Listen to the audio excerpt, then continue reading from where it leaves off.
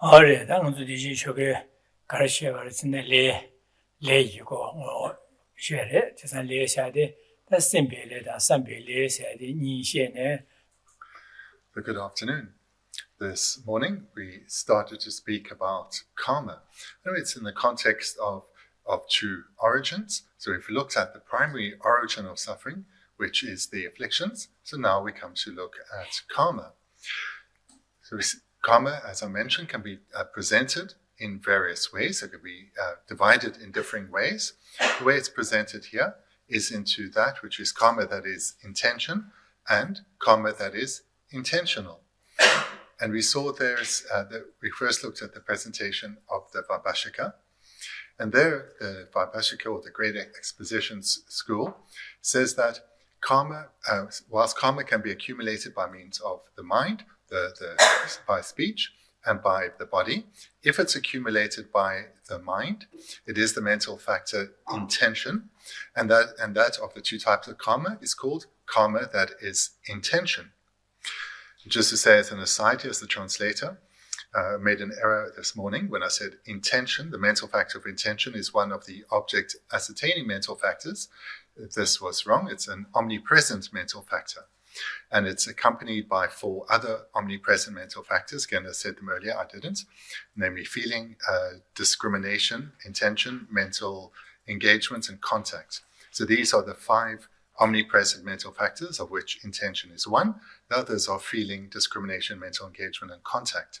So these are omnipresent, meaning they're present together with every consciousness.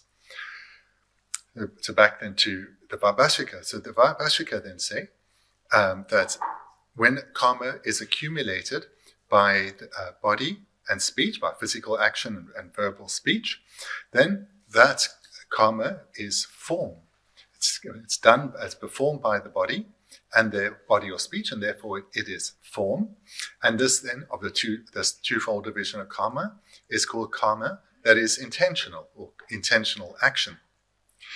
So this is the presentation of the Vaibhashika, where they separate karma that is solely mental from karma that is physical and verbal, with the latter two being form, the former, that of mental karma, being consciousness.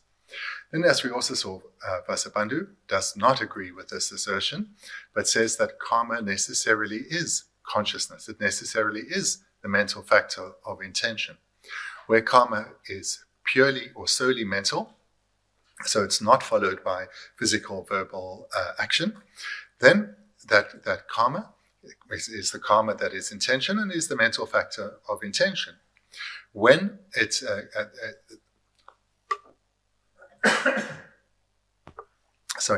when that mental factor of intention is followed by physical verbal action, then that physical and verbal action is the karma that is intended action. So this is the same as the Vaibhashika, but where now the difference is the karma that is intentional action is also consciousness. It is not form, and it remains the mental factor of intention, but not the motivating, the prior intention, the intention that is present whilst the action is being performed. So whilst one is engaging in a physical verbal action, one has the mental factor of intention, which is engaging, and that mental factor of intention is consciousness, and it is karma, the karma that is intentional action. And at the end of our morning class, I mentioned that this afternoon we'll talk a little bit about free will. So in the Buddha Dharma, it's taught that all compounded phenomena, or we can use synonyms, functioning things, impermanent phenomena, everything that's compounded, so that has come together in dependence on causes and conditions, naturally does so. So everything that is compounded has necessarily been compounded in dependence on, well, in science we'd say compounds, so here we'd say causes and conditions. Therefore, they are not independent, but dependent on causes. Therefore, they have no freedom or free will because they are under the control of something other. They are under the control of causes and conditions. In other words, It's the coming together of causes and conditions that determines the outcome. The outcome doesn't come about with free will, but independence on the coming together of causes and conditions.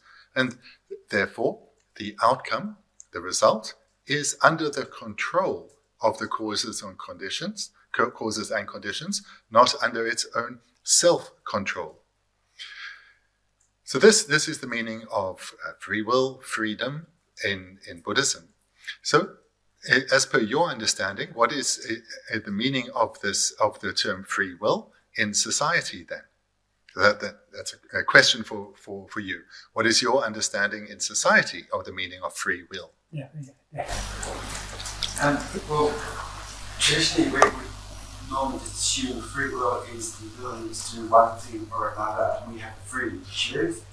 So therefore, if you said to someone you have no free will, they might become completely nihilistic and just say, well, I can do anything, it's not up to me. But if you say you have free will, then you have control, you can do this or you can do that, you have that choice. That's what we generally understand to be free will. So just to repeat it for the camera and the people elsewhere in the room. So the general understanding in society is if you have free will, you have the freedom to make a decision, a choice, do this or to do that.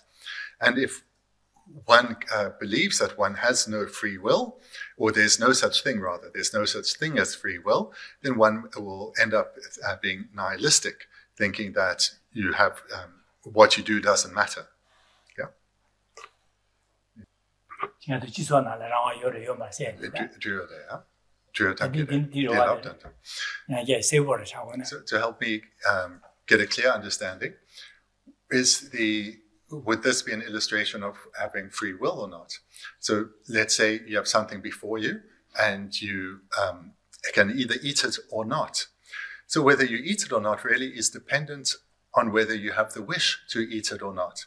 So if you do eat it, does this show then that you have the free will because you ate it in accordance with your wish? But then if you don't have the wish to eat it and you don't eat it, do you have free will then or not?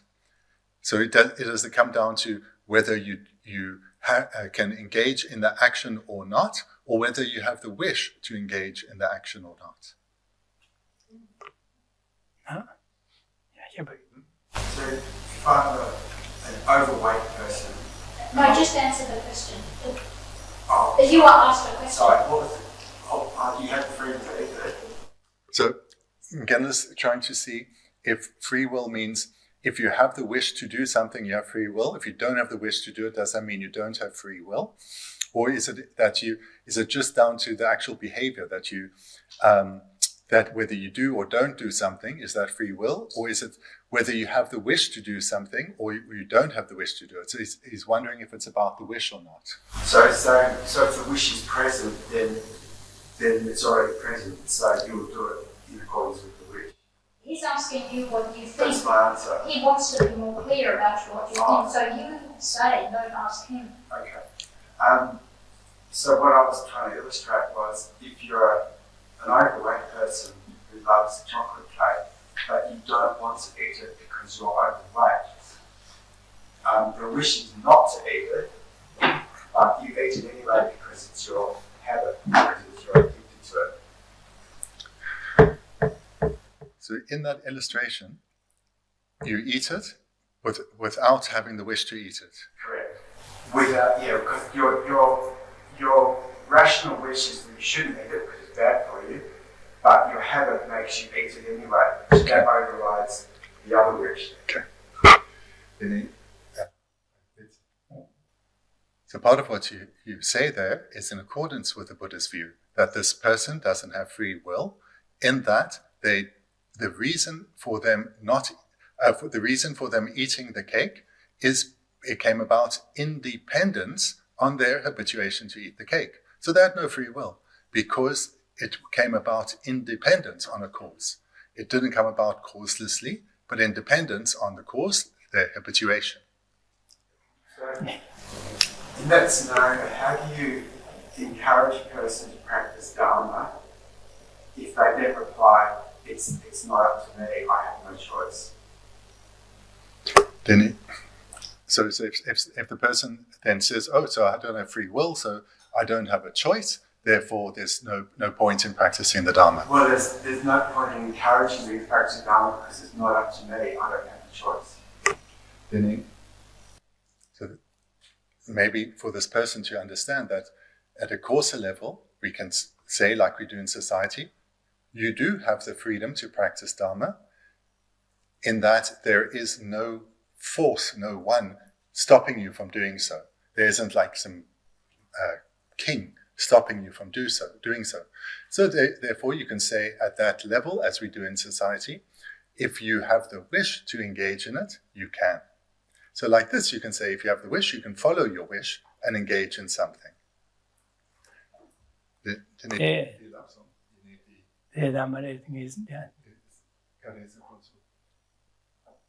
So is grasping at inherent existence the same as believing that you have free will? Yeah? Yes, so those are the same in the Buddhist context, so the meaning of no free will, in that you believe something is not independent. So believing that it's not independent is another way to say that it has free will. So this is the grasping at true existence. It's not dependent. Sorry? I'm talking about things being not dependent. Mm-hmm. So if you have the view that something is independent or not dependent, then you believe it has free will, and that is then grasping a true existence. Yeah, because the way to go further than what Geshe said, because the way it appears to the mind is that it is independent, and then you grasp at it as such, and that's grasping a true existence. So then now to expand that out into what we're talking about here is that believing that it is not dependent or it's independent, that's a belief that it has free will, so therefore it's the same. Yeah. Yeah, there you go. Camilla? So let's take it as a given with the definition that free will then means that it's not dependent. Mm-hmm. So take it as a given that every choice that we do make is dependent on cause and condition, so there's no freedom.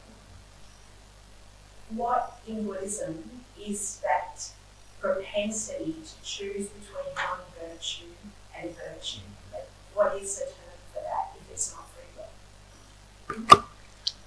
So every choice we make comes about independence on its own stream of causes. So whether I'm going to do this or I'm going to do that, we'll have a propensity of varying strength depending on the strength of the causes. So if there's not free will, why do we then go do this as opposed to that? Is that right? Yeah. I'm going to agree with different words with all that you've said, but I don't know if the answer will be in what I say. So if it's not there, then come back to me, okay? So the presentation on free will is about whether there is something has come about dependently or not. So where one is faced with a choice of doing this or doing that, there's the stream of reasons, of causes that would lead one to say this would be the right course of action or that would be. So there we can, when we are going through a thought process, it's very clear that we are moving towards a decision based on causes. And even when something is done very quickly without a long preponderance, then without pondering for a long time, then there still is this collection of causes pushing us in one direction more so than in another direction. So what you said is entirely correct. So therefore, it shows that whilst we are making a choice, that choice is coming about independent on causes. It's not coming about free of causes. And where the causes are stronger, perhaps it's something we've thought about a lot. So the way we'd normally express that is you've accumulated many causes. So this is the way you're naturally inclined to do because the causes are strong within you. Something that either the causes are weak, we haven't thought about so much, then those causes, the push to go in that direction is much weaker. But again, in both cases, there's not free will in that it's coming about independence on causes. The strength of the pushing in one direction or the other relates or is in proportion to the strength of the causes that are there. So therefore, in your question, that was exactly how it works in the Buddhist presentation. Did that answer? A lot, so just a little follow-up. So agreed that I think we're on the same page about free will. That's not perfect. I'm not doubting that there's no free will, I'm there.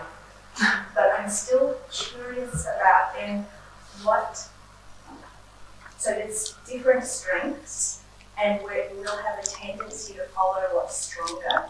What changes our tendency? Mm-hmm. What's that? Okay. That would make us choose something. So if you got a propensity to do A rather than B, what is it that will change our propensity towards B away from A? It's the going through the process that is presented throughout the text of thinking about the topics again and again, so that you're developing stronger reasons on one side of behavior, which will serve to counteract the reasons one has for on the other side of the behavior. So it's just like any not dilemma, any where you have a doubt: should I do this or should I do that? The more reasons you apply on one side, so you're developing more causes, the more likely you'll do that. So it's about thinking about it more, using reasons. So the emphasis is using reasons. So what we're touching on here is really one of the fundamental points of disagreement and therefore discussion between the Prasangikas and all other Buddhists. Because the Prasangikas uniquely say phenomena are not independent, but they exist. So the person doesn't exist from its own side, or so that's the word Geshe used, but I'll use synonyms. The person doesn't exist from their own side. There is no essence or characteristic or nature establishing the person, but yet the person exists. And this is a major point of disagreement with the non-Prasangikas.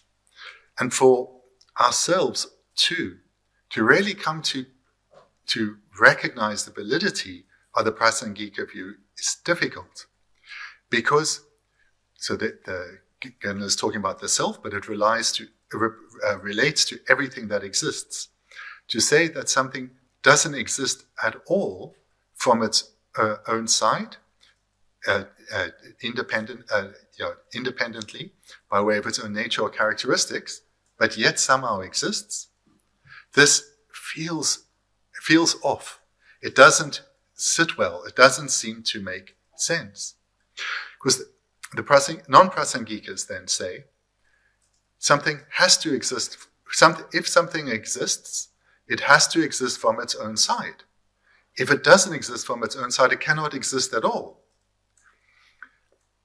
And then the Prasangikas insist that is not the case. Nothing exists from its own side. There's nothing about something that makes it that, but yet it exists. So this is much subtler than what the Prasangika assertion is, much subtler than the non-Prasangika assertion. But it's difficult to really get that. And this came up this past Wednesday in the Bodhisattva's Way of Life teaching. In the verse, okay, I'll read the verse, it's not overly clear, but then explain it. What will be overcome and by whom? And also would opposing it not be logical? So this is the qualm, the doubt expressed by the non-Prasangikas. They're saying, you Prasangikas say that everything that exists doesn't exist from its own side. So this means a person doesn't exist, the affliction doesn't exist, the antidote doesn't exist. So what are you talking about when you're saying we need to apply antidotes to afflictions so that the person can gain liberation? You're saying none of these things exist from their own side. So according to you, nothing exists. So this is something that we discussed again this past Wednesday. And it comes down to this point of how things exist in reality. So let's return to the text, to the divisions of karma. So earlier this morning I mentioned many ways karma can be divided. So here now Lama Tsongkhapa presents a few ways karma can be divided. So on chapter 13, page 173, in the first paragraph near the bottom, in this regard, non-virtuous karma is non-meritorious karma. Meritorious karma is virtuous karma, included in the level of the desire realm, and immovable or invariable karma is contaminated virtuous karma, included in the levels of the form and formless realms. This presentation on karma, it relates to the three realms of samsara. So there's the desire realm, there's the form realm, and the formless realm. And the desire realm has two parts, the lower realms and the higher realms. The lower realms of spirits, animals, and hell beings is where one is born independent on the ripening of non-virtuous karma. So here it starts, in this regard, non-virtuous karma is non-meritorious karma. So these two words are synonymous, non-virtuous and non-meritorious. Should such a karmic imprint propel a rebirth of the three realms, one will be born in the lower realms of the desire realm. And then continues, meritorious karma is virtuous karma included in the level of the desire realm. So as the translator, I've just read a bit fast, so we're staying with the sentence on non-virtuous karma and non-meritorious karma. So note that it's different words, but same meaning. And karma, that is what we've looked at above, karma that is intention and karma that is intentional action, both can be non-virtuous or non-meritorious karma. The next sentence, meritorious karma is virtuous karma, included in the level of the desire realm. So then, meritorious karma, virtuous karma, synonymous, included in the level of the desire realm. So desire realm beings can accrue or accumulate virtuous or meritorious karma, as well as non-virtuous or non-meritorious karma. Then the third type, immovable karma.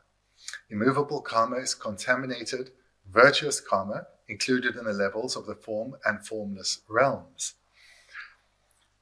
So immovable karma can be accumulated by beings is accumulated by beings in the form and formless realm, and can also be accumulated by beings in the desire realm who have attained concentration as the first concentration of the form realm or higher, and thereby have suppressed the afflictions of the desire realm.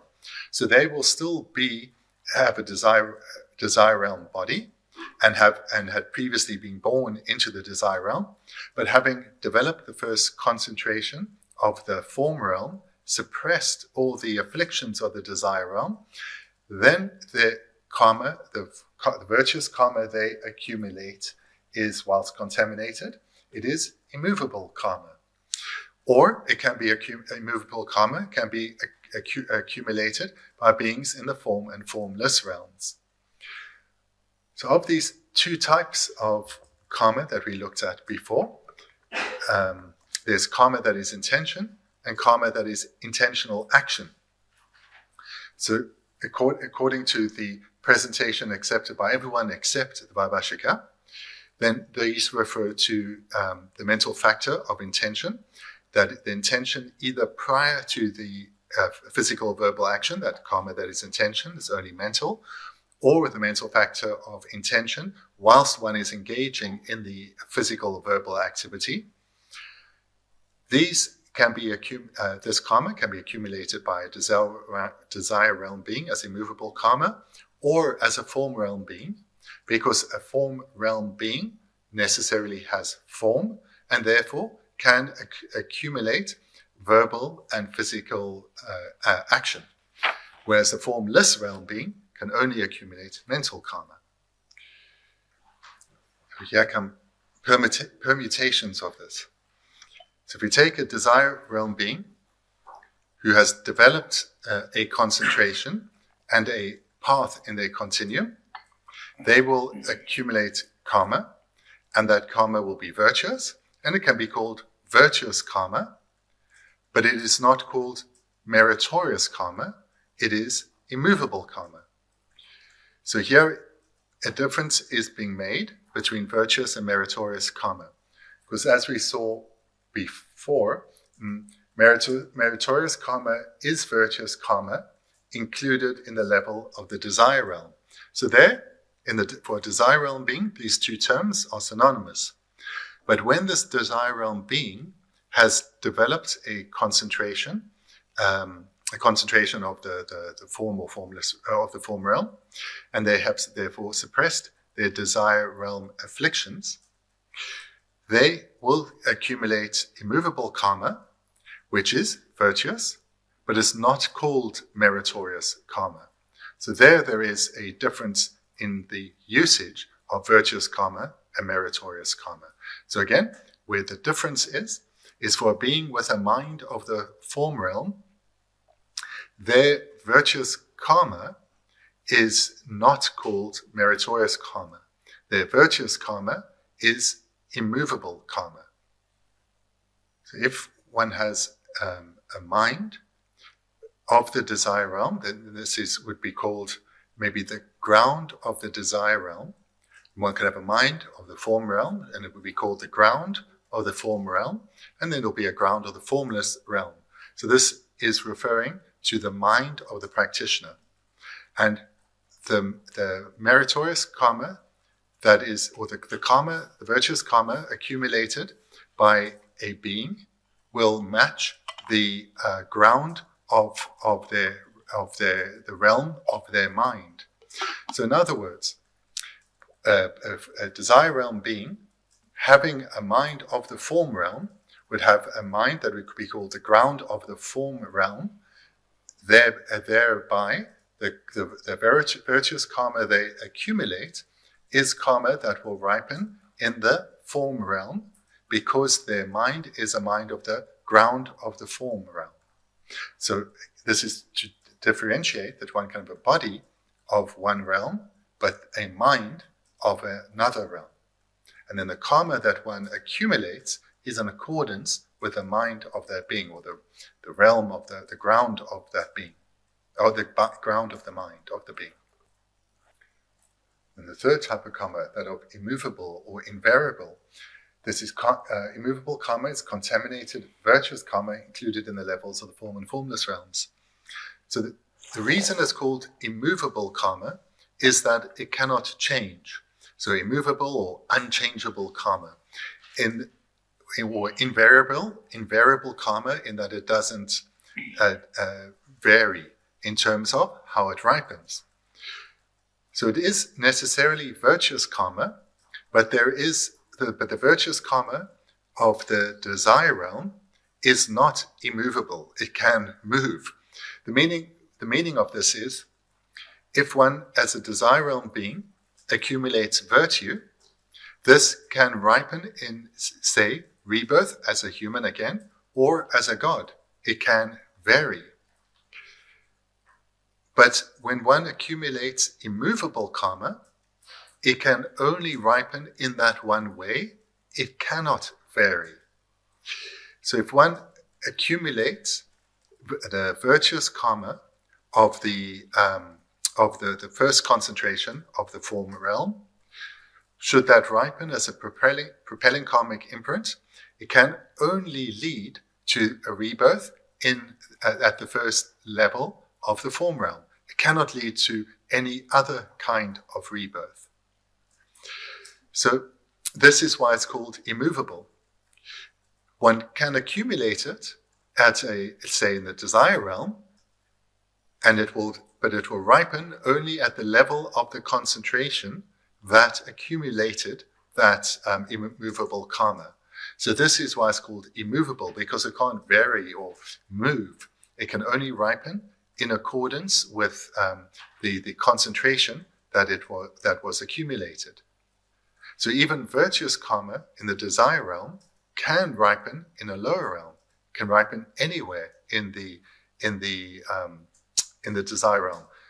But immovable karma is karma that can only ripen in the form and formless realm, and at that particular level of concentration with which it was accumulated. So looking at these three sentences we're discussing, in this regard, non-virtuous karma is non-meritorious karma. So these two words then we can take as synonymous. Immovable karma can never be non-virtuous or non-meritorious, because if you go to the third line, immovable karma is contaminated virtuous karma. So immovable karma necessarily is virtuous, therefore can never be non-virtuous or non-meritorious karma. Then in the middle sentence, meritorious karma is virtuous karma included in the level of the desire realm. So in the desire realm, these two terms can be will be synonymous, meritorious karma and virtuous karma. They are, being in the desire realm or accumulated in the desire realm, they are not immovable karma because they can move, they can vary. In that, if one is born, say, in the lower realms, previously accumulated virtue can ripen whilst you are in the lower realms. For example, you have an abundance of excellent conditions. So you're born in the lower realms, but your conditions are relative to other beings in that realm far better. So in this way, we see that there is variation in how desire realm karma can ripen. And certainly we know, born in the higher realms, one still experiences suffering. This is the ripening of non-virtuous karma whilst being in the higher realms of the desire realm as a human or a god. So desire realm karma is variable or movable, whereas the third line, immovable karma, is contaminated karma included in the levels of the form and formless realm. So whilst immovable karma can be accumulated in the desire realm, it will ripen in the form or formless realm, and it will only ripen at the level of the concentration with which it was accumulated. So therefore, it is immovable or invariable. So this is why non-meritorious or non-virtuous karma, these two are synonymous, but can never be immovable karma, because immovable karma necessarily is virtuous karma. In this line on immovable karma, the second last line, immovable karma is contaminated virtuous karma. So let's talk about contaminated and uncontaminated. So contaminated, this is a term that's been heard many times. Uncontaminated karma refers to the mental factor of intention, being karma, it's a mental factor of intention, and it's uncontaminated because it is the mental factor of intention accompanying the wisdom directly realizing emptiness in the continuum of an Arya being. For the Arya being, it's only when they are directly realizing emptiness that karma is uncontaminated, because at other times they will still be accumulating karma, but the afflictions will be contaminating that karma. So therefore, they will still accumulate contaminated karma. It's only with the direct realization of emptiness that karma is uncontaminated by the afflictions. So now moving to the next section here, how karma is accumulated. So this refers to the beings that accumulate karma that will lead to their ongoing rebirth in samsara, and how that karma is accumulated. So it's a discussion of various beings and how they accumulate karma that perpetuates rebirth in samsara. Here we look at which beings, which persons accumulate propelling karma that leads to rebirth in samsara. So reading from the text on page 173, Once you have directly realized selflessness, you can still be reborn in cyclic existence under the power of karma and mental afflictions. However, you do not newly accumulate any propelling karma. Therefore, those who have accumulated the karma that propels one into cyclic existence are all ordinary beings up to and including those abiding on the great level of supreme worldly dharma on the Mahayana path of preparation. Look in the first sentence. Once you have directly realized selflessness, so become an Arya being, you can still be reborn in cyclic existence under the power of karma and mental afflictions. So there are different types of Arya beings. This is not referring to Arya bodhisattvas, but to hearers and solitary realizers. When a hearer, a practitioner, a Theravada practitioner of hero or solitary realizer lineage, realizes selflessness or emptiness directly, they become Arya beings. From this point forward, they will no longer accumulate propelling karma. Or to express it differently, they will accumulate no new propelling karma. However, they can still be reborn in samsara, and they are reborn in samsara due to propelling karma previously accumulated or earlier in that life or lives previous. That propelling karma can still lead to will still lead to their rebirth in samsara. Therefore, the sentence relates to two of the three Aryas who have directly realized emptiness at this point. It does not relate to Arya bodhisattvas. Arya bodhisattvas will never again take rebirth in samsara due to karma and afflictions. Only Arya bodhisattvas. Arya hearers, Arya Shravakas or Arya Pratyeka Buddhas, the solitary realizers, they will still take rebirth in samsara, but due to previously accumulated propelling karma. From the moment that they realize emptiness directly and become Aryas, these hero and solitary realizer Aryas will accrue no new propelling karma. So and then the second sentence we've discussed, however, you do not newly accumulate any propelling karma. So this is any Arya being does not accumulate any propelling karma. And then the third sentence, therefore, those who have accumulated the karma that propels one into cyclic existence are all ordinary beings, up to and including those abiding on the great level of the supreme worldly dharma of the Mahayana path of preparation. So, who thereby, or who accumulates propelling karma that will propel rebirth into samsara? Firstly, there will be ordinary beings, those who have not yet achieved any path in their continuum.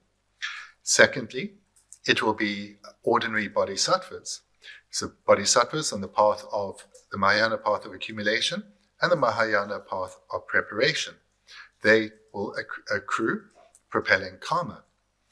And the Theravada practitioners, the hearers and solitary realizers, also on the ordinary paths, the path of accumulation and preparation, they too will accrue propelling karma that will propel rebirth into cyclic existence. So also for the case of the Mahayana bodhisattvas, or for the bodhisattvas, throughout the path of preparation up to the last part of it, because there are four divisions of the path of preparation, with the fourth being the Mahayana path of preparation, being the supreme worldly dharma, up to that fourth part, the bodhisattva, the ordinary bodhisattva, will also accrue propelling karma. And in fact, right up to the great level, because it's divided into three, the supreme worldly dharma, up to that too, they will accrue propelling karma. To put it in far simpler terms, who accumulates propelling karma to be reborn in cyclic existence, all ordinary beings, as well as those on the paths of accumulation and preparation. So just to talk a little further on this sentence, so those who accumulate the karma that propels one into cyclic existence are all ordinary beings. So we first take this to mean every being who has not yet attained a path, as well as, now continues, including those abiding on the great level of the Supreme Worldly Dharma, the Mahayana path of preparation. So this includes those who also accrue propelling karma, are hearers and solitary realizers on their paths of accumulation and preparation. Mahayanists also accrue propelling karma on their path of accumulation, and then there's some discussion about the Mahayana path of preparation. So then only in relation to bodhisattvas, because they, on their path of the bodhisattva path of preparation, has 4 divisions or 4 parts. There's heat, peak, patience or forbearance, and supreme mundane qualities or supreme worldly dharma. Supreme worldly dharma, supreme mundane qualities. So these are the 4 levels of the Mahayana path of preparation. The Theravada path of preparation does not have these 4. Again, heat, peak, forbearance or patience, and supreme worldly dharma.